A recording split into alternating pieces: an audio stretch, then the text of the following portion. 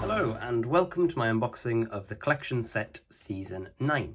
I believe the third of Jon Pertwee's to come out, which is absolutely fantastic. It's always good to have more Jon Pertwee content, but without further ado, let's break into it.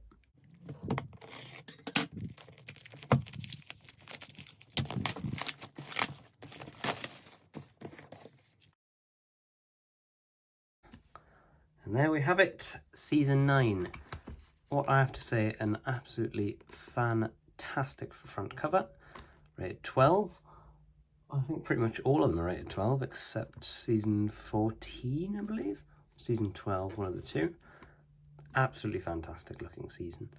I think it's, in terms of quality, it's more stylized than the other ones, as in it looks a lot more pastel-y, a lot more oil painted compared to the other ones, where it does seem like they've just ripped images off the internet, which is obviously true, but this one it's a lot more muted, I think, in the colours. It's also not very bright, not very bold. But I suppose this is a season that's in many ways not very bright or bold. Let's take that off and have a look at the back. On the back of the sleeve we have Day of the Daleks, Curse of Peladon, Sea Devils, the Mutants and the Time Monster. In my personal opinion, 3 of these stories, being the ones on the bottom, are not very good. I mean, the Sea Devils is probably a shocker for some people, but not particularly very good. Time Monster is just hilarious and the Mutants is bad. But anyway, we've got inside, behind the sofa, 5 new episodes with stars from Doctor Who's past and present. Location with Katie Manning, which I will definitely be watching, looks fantastic. Time in Atlantis, brand new making of documentary from the Time Monster, which it really does need, so we know what the hell was going on there. Dr.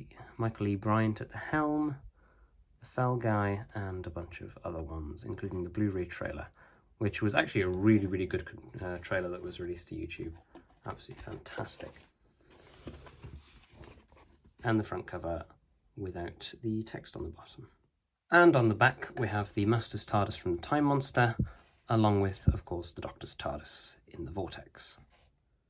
Having a look on the inside, we'll begin on the left with an absolutely fantastic scene, which I believe is either from the Mutants or Day of the Daleks. I can't quite remember, but I have a feeling that this is on the Ogron spaceship, where the humans believe them to be Draconians. Inside, wonderful Day of the Daleks cover with the Dalek eye stalk. I mean, it's great visualization. I don't think in the story there is, to my memory, an actual shot of the Daleks POV.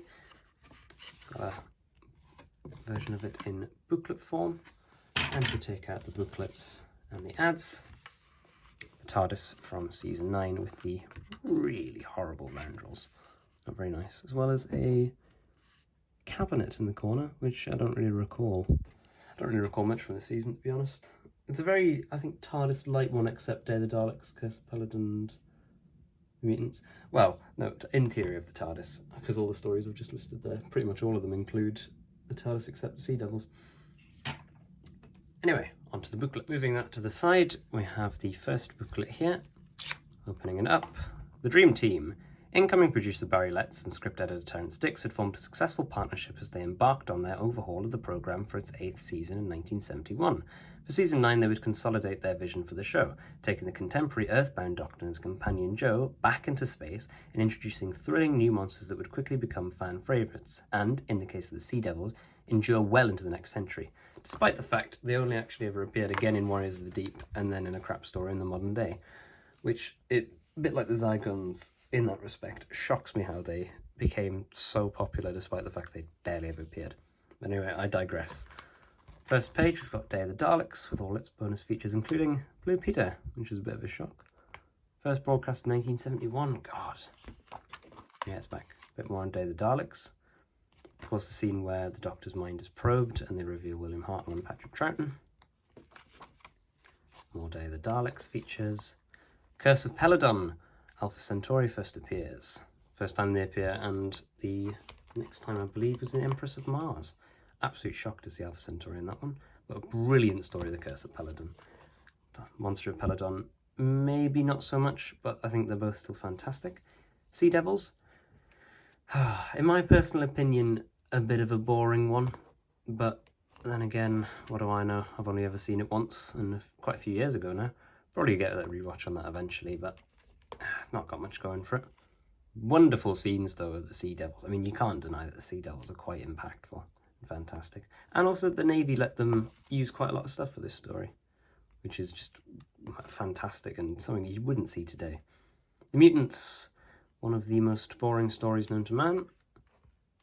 Haven't seen it yet, but the fan opinion is not particularly good.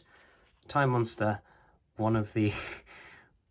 it's like in the Demons where the Master goes into his cultist crazy phase and just starts screaming about some deity like Azal or Kronos in this case. And on the back, Dalek from Day of the Daleks and the Doctor in the TARDIS. The next booklet we have is an advert with the first instance of the Doctor Who logo in the collection sets. Season 2 didn't have this, as shown in my showcase, which I'll put a link to above. But wow, absolutely brilliant new design. Definitely is a new design. It's not. Everything is pretty much the same, apart from a few books. I mean, they've still got bloody the Dalek Awakens escape room in here, and the World's a Wonder. But this time, of course, it's in Edinburgh instead of Liverpool. Great showcase in Liverpool. I think I talked about it in the last video. Burst of Clarity, 60 years stuff. So, to be fair to them, they are actually advertising a lot more newer stuff. And it's more focused on Jon Pertwee, of course, with it being season 9. But they've still got really old things in here and not paying much attention to it. Demon Quest? Well, I haven't heard of that one. Might have to look into it. Not bad. And now for the main event, we have the discs, starting of course with Day of the Daleks Disc 1, moving on to Day of the Daleks Disc 2, featuring the Gold Dalek, absolutely wonderful. Disc 3, Curse of Peladon, straight onto the Sea Devils, no Disc 2 for Curse of Peladon, but the Sea Devils gets 2. Great shot of the Doctor using the sonic screwdriver to blow up mines. The Mutants, Time Monster, and finally the, knocked a bit there, final one for the Time Monster, and taking it off, Jon Pertwee's face in the vortex. Wonderful. Overall, I'd say that it's a good collection set. I mean, while it doesn't blow me away, it of course holds the regular quality that all the collection sets have. I am a big fan of the pastel, more oil pastel look, oil painting type aesthetic of the front cover, and of course little details such as this sonic screwdriver attachment that, if memory serves me correctly, I've never seen before, which means it's probably from the Mutants, but I may be wrong. If I am wrong, put it down in the comments and call me an idiot. But honestly, yeah, bit middle of the road. It is nice to see the new logo on something that is as substantial as this and not just big finish covers where it doesn't really work. And I'd say that actually, to be honest, it does work really, really well with these booklets. A lot better than the Chibnall one did. But anyway, I digress. Thanks for watching. If you enjoyed watching this video, then make sure to leave a like and comment down below. And don't worry, more history videos will be coming soon. The next video will be a history of Gallifrey.